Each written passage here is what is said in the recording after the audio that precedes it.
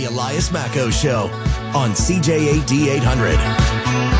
All right, maybe this is your chance to get your voice out there. No secret that many Quebecers are fed up, growing increasingly unhappy with the way François Legault is running the province. The polls certainly back that up. And of course, we're talking about the economy, social cohesion, our healthcare system, immigration, and more. If you've been looking for an opportunity for you to speak up about the state of Quebec, well, you may have that opportunity coming right up. It's the Let's Talk About Quebec series.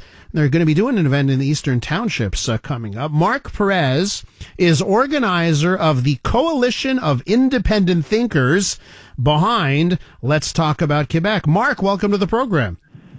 Thank you very much. Bonjour, hi, and Kwe, Elias Makos.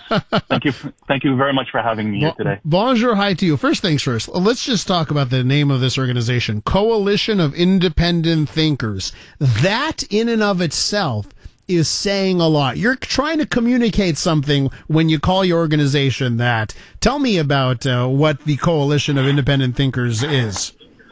So basically, Let's Talk About Quebec, our objectives are to talk about the situation in Quebec and all the different policies that the government has come up with. And the reason why we're a coalition of independent thinkers is because there's a lot of people that have specialties in certain fields that should be part of the conversation that are not. For example, we have Dr. Arthur Fisher, who is helping us with Bill 15 and healthcare. Because we know that from what he says, that Bill 15 was written by bureaucrats for bureaucrats. And the feedback that we've received from many nurses and people that work in the hospital is that this is going to completely destroy the system, and it's going to prevent the healthcare that is already on thin ice.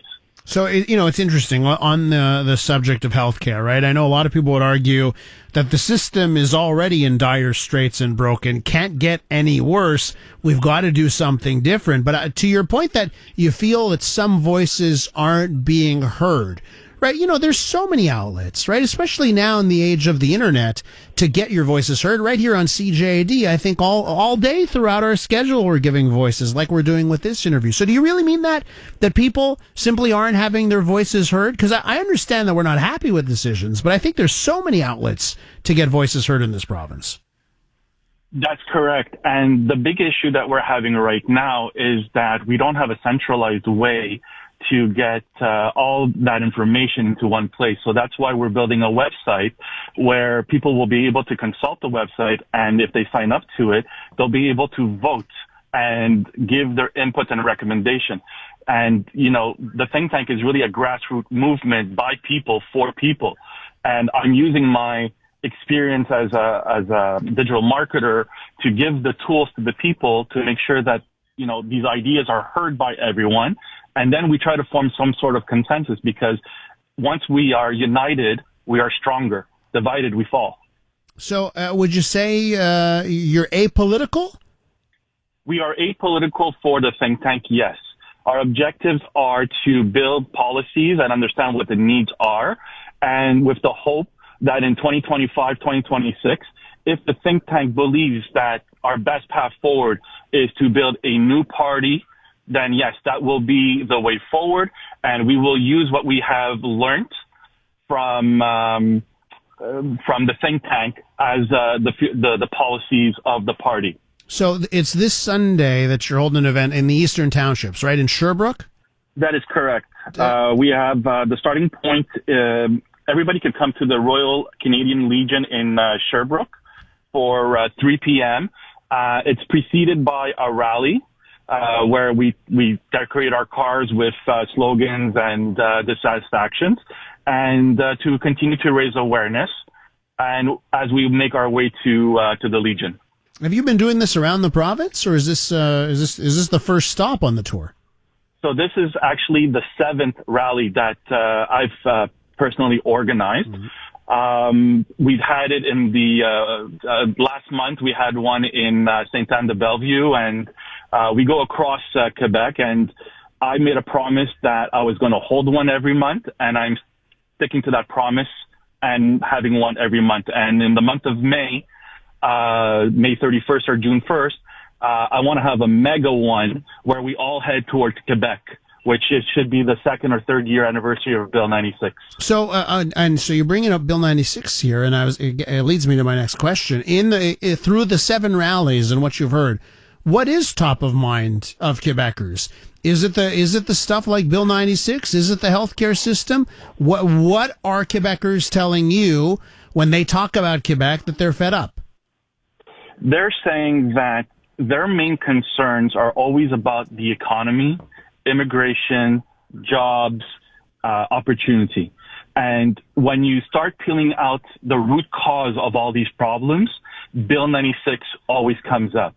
And we saw that because when Walmart wanted to build their distribution center in Quebec, they said, no, we don't want to do it anymore because of complications. We hear from people that Bill 96 was a big concern. We lose out to many businesses that choose Ontario versus Quebec because of these linguistic laws. Is your organization centered around Anglophones? I see you've got Parlons du Québec as well, right, in French. But what's the demographic breakdown of your organization? So the organization is really 50-50. We have Francophones that are on board as much as Anglophones. And we are not an English rights group. We are a Quebec rights group. We want to represent all Quebecers and even people who want, something like separation. We have to understand why they want separation and what they'll get out of it, because from what we hear and what we see in the numbers, the number of people that want to separate has dropped down to below 30%. So people want to stay within Canada and they want to be respected, which I totally understand. And that's why, in the 1970s, 30% of the population of Quebec could speak French. And, because of the measures that would put it in place, we're at 95% in the 2021 census. So we've made a lot of progress. And what we should continue to do is to continue to work together without having to remove the rights of a minority or of anyone.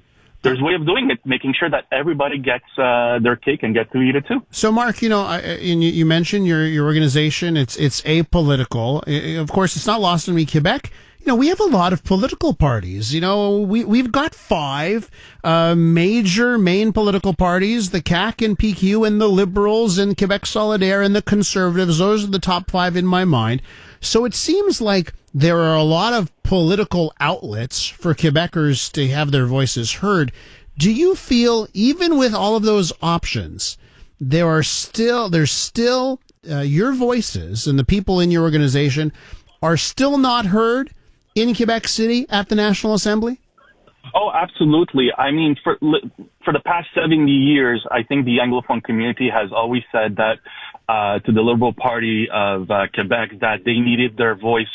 They needed something in the Constitution that protects their rights. And everybody has always said, don't worry, nothing will ever happen. Your rights will always remain. We even have the Canadian Constitution that says, we have the right to speak English and get services in English and stuff like that. And all of a sudden comes Monsieur Legault, uses the notwithstanding clause, and basically wipes the Canadian Constitution off the map. And you know what they say, it's not even worth the paper that it's written on. So what's happening right now, and this is what people say, politicians right now will say and do anything to get elected. One day they're for this, another day they're not for this. They flip-flop depending on what the topic is on the day. They'll say one thing here, then they'll change whatever they have to say to get the votes in a different thing. We're not about that. By going to every single region, by listening to the people, by showing that not only have we heard them, but we're giving them an outlet to vote on the points and the policies and stuff like that. Now we have the real data of how and what people really want. And because we're in 2024, politics changes so quickly that we need to adapt to this kind of situation and really have a new system in place where people, if they're unsure of a policy, should be able to call up or recall a government or call for a vote on a specific issue to see what the real population wants, because we're in this together. Mark, listen, I wish you and your event a tremendous amount of success, your 7th one this Sunday, and I'll let listeners know if they want to find out more. They can go to the website letstalkabout.quebec. Letstalkabout.quebec. Mark, thanks so much. Elias, thank you very much for having me on your show. No problem. Our pleasure here. Marc Perez right there, organizer of the Coalition of Independent Thinkers, doing the Let's Talk About Quebec rally on Sunday in Sherbrooke.